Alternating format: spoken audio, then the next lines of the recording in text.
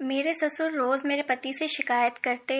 कभी कहते कि बहू सारा दिन फ़ोन पर लगी रहती है, तो कभी कहते कि वो मेरे खाने पीने का बिल्कुल भी ध्यान नहीं रखती। और तो और कभी कहते कि आज बहू ने चाय नहीं दी। कभी कहते कि बहू ने आज मेरे खाने में नमक तेज़ कर दिया। मेरे ससुर जी मेरे पति से कहते कि बहू बहुत लापरवाह है, जबकि ये सब बिल्कुल झूठ था। मैं बिल्कुल भी ऐसी नहीं थी।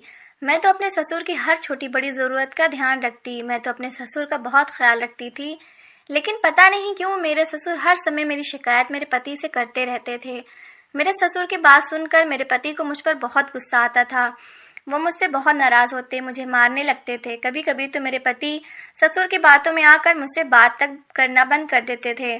जब मेरे पति मुझे मारने लगते तो मेरे ससुर मुझे बचाने बीच में आ जाते और मेरे पति से कहते कि तुम इस पर हाथ क्यों उठा रहे हो, तुम्हें पता नहीं ये क्या, ये मेरी बेटी जैसी है। ये सब देखकर मुझे बहुत हैरानी होती। पता नहीं क्यों वो मेरी शिकायत मेरे पति से करते थे और फिर उसके बाद खुद ही मुझे बचा भी लिया करते थे। मैं उनका दोगला व्यवहार समझ ही नहीं पा रही थी। एक दिन जब मैं स्कूल से बच्चों को लेने जा रही थी तो मेरे ससुर जी बोले कि आज बच्चों को होटल में लेकर आना। मैं होटल गई तो एक अनजान आदमी मुझे छेड़ने की कोशिश कर रहा था। मैं घबराकर घर वापस आ गई।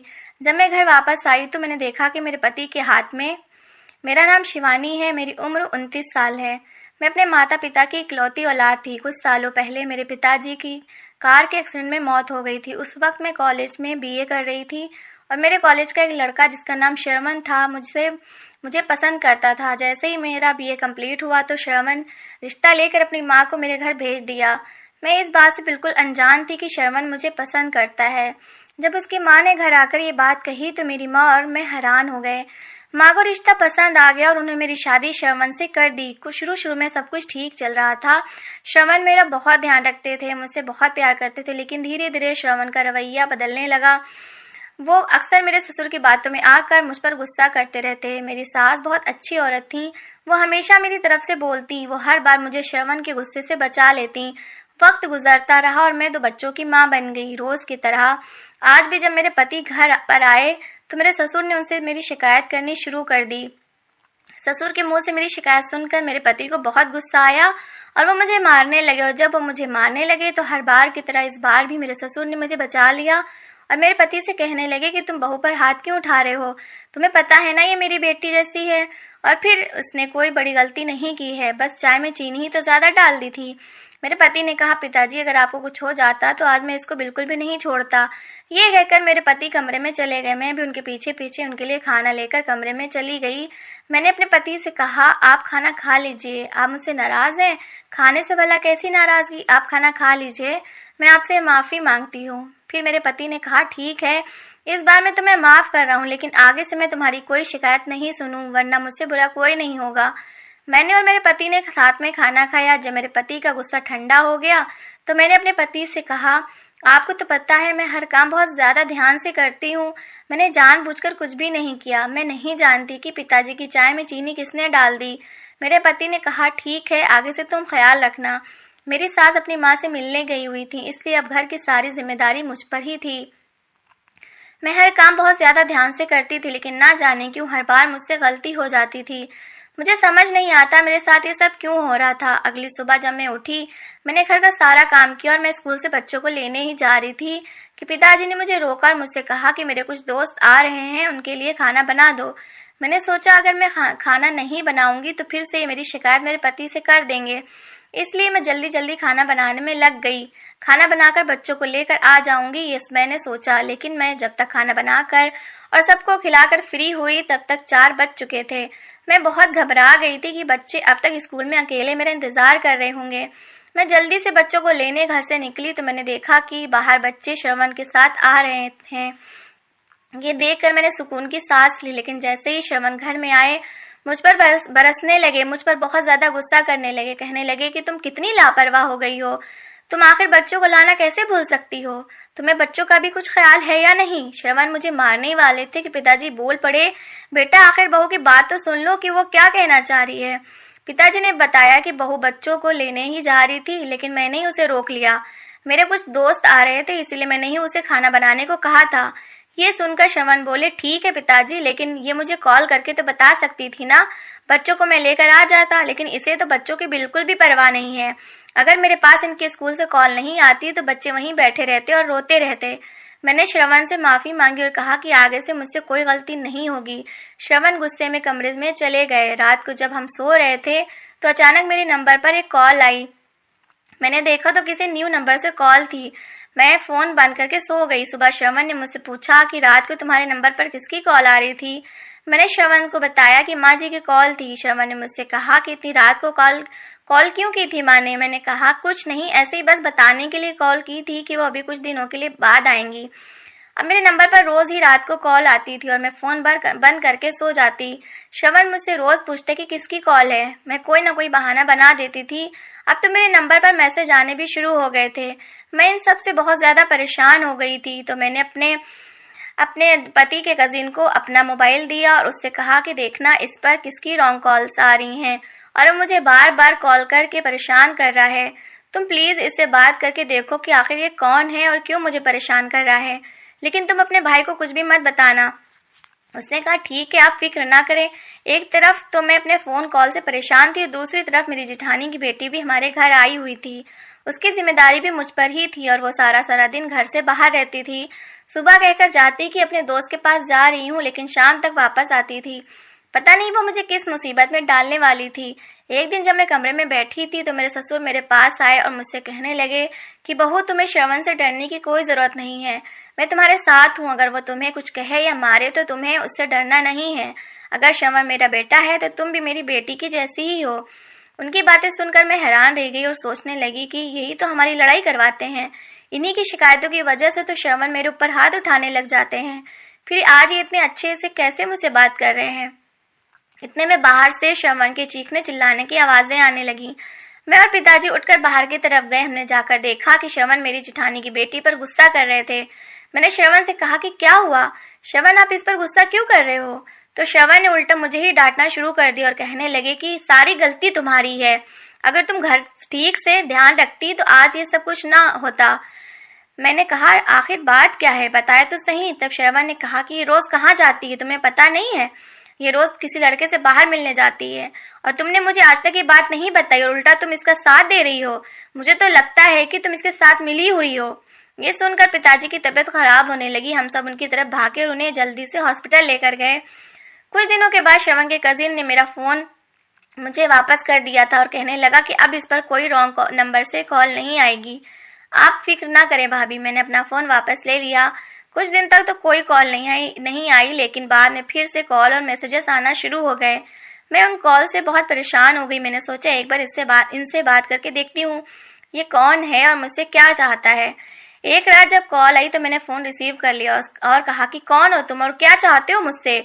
उसने कहा कि मैं तुमसे मोहब्बत करता हूँ, तुमसे शादी करना चाहता हूँ।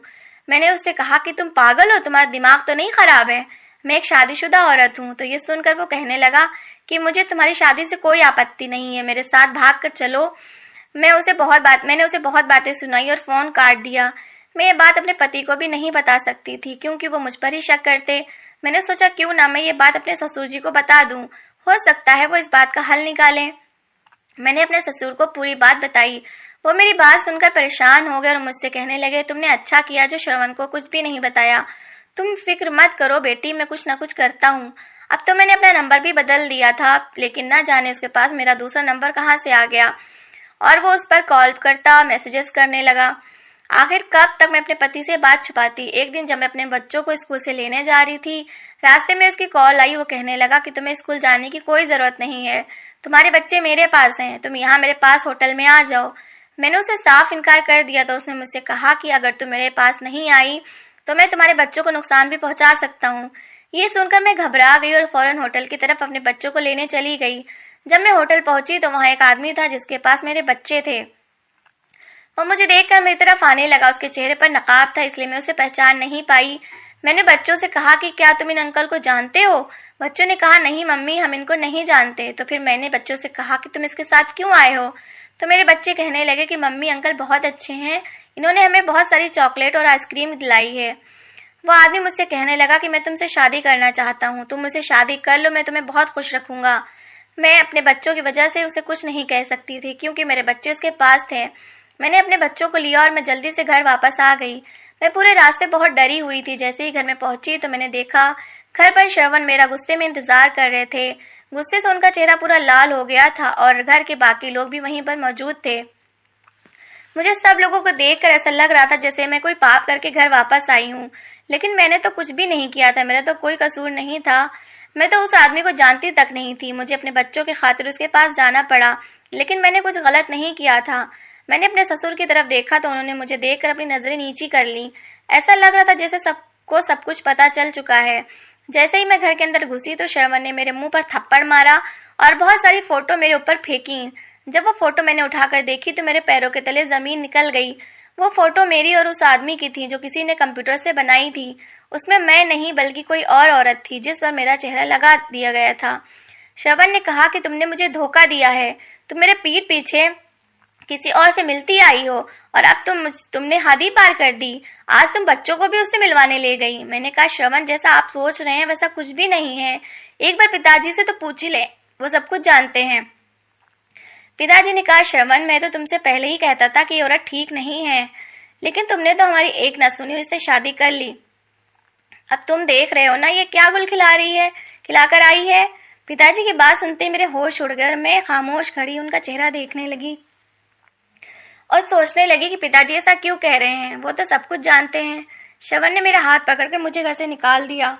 मैं अपने बच्चों को लेकर अपनी माँ के घर आ गई। मैंने माँ को सारी बात बताई। मेरी माँ ये सदमा बर्दाश्त न कर सकी और सदमे की वजह से उनका देहांत हो गया। मेरी ज़िंदगी में अब मेरी माँ ही बची थी, जो वो भी मुझे छोड़कर जा चुकी थी। अब मैं अकेली अपने घर में अपने बच्चों के साथ रह रही थी। श्रवण ने मुझे छोड़ दिया था। श्रवण को तो मुझ पर यह भी शक था कि बच्चे पता नहीं उसके हैं या फिर नहीं। मेरी हालत इतनी ख़राब हो चुकी थी कि मेरे पास अपने बच्चों को खिलाने के लिए कुछ भी नहीं था। मजबूरन मुझे नौकरी करनी पड़ी। नौकरी करके मैं अपना और अपने बच्चों का पेट भरती थी। समय के साथ साथ मैंने और मेरे बच्चों ने अकेला जीना सीख लिया था। इस बात को 10 महीने गुजर चुके थे। एक दिन घर के दरवाजे पर किसी ने कुंडी बजाई। मैंने जाकर देखा तो मेरी सास थी। मुझसे कहने लगी कि बेटी कैसी हो और बच्चे कहाँ हैं, वो कैसे हैं। मैंने उनसे कहा कि आप यहाँ क्यों आई हैं, अब आप मुझसे क्या चाहती हैं, आप मेरे बच्चों को क्यों पूछ रही हैं, आपने तो उन्हें अपना खून मानने से भी इनकार कर दिया था। तो वो कहने लगी कि बस करो बेटी, हमने जो तुम पर झूठा इल्ज़ाम लगाया था शायद उसकी सज़ा हमें मिल रही है। मैं यहाँ से तुम्हें लेने आई हूँ, तो मेरे साथ चलो। श्रवण तुमसे आखिरी बार मिलना चाहता है। मैंने कहा श्रवण कहाँ है, तो उन्होंने मुझे बताया श्रवण हॉस्पिटल में है और उसकी हालत बहुत ज़्यादा ख़राब है। वो तुमसे और अपने बच्चों से मिलना चाहता है। ये सुनते ही मैं फ़ौरन अपने बच्चों को लेकर हॉस्पिटल पहुंची। श्रवण ने मुझे देखते ही मुझसे माफ़ी मांगी और बच्चों के सिर पर हाथ रखा और इस दुनिया से चले गए। मेरे सर पर तो जैसे आसमान टूट पड़ा था। मैं ज़ोर ज़ोर से रोने लगी। मेरी सास ने मुझे दिलासा दिया, मुझे बताया कि ये सब कुछ किया धरा तुम्हारे ससुर का था। श्रवण को उन्होंने किसी से गोद लिया था। श्रवण के असल माता पिता बहुत ज़्यादा अमीर थे और श्रवण के नाम बहुत सारी प्रॉपर्टी थी, इसलिए वो चाहते थे कि श्रवण की कभी शादी ही ना हो। लेकिन श्रवण ने तुम्हें पसंद कर लिया और शादी की जिद करने लगा। लाख मना करने के बावजूद भी श्रवण ने तुमसे शादी कर ली।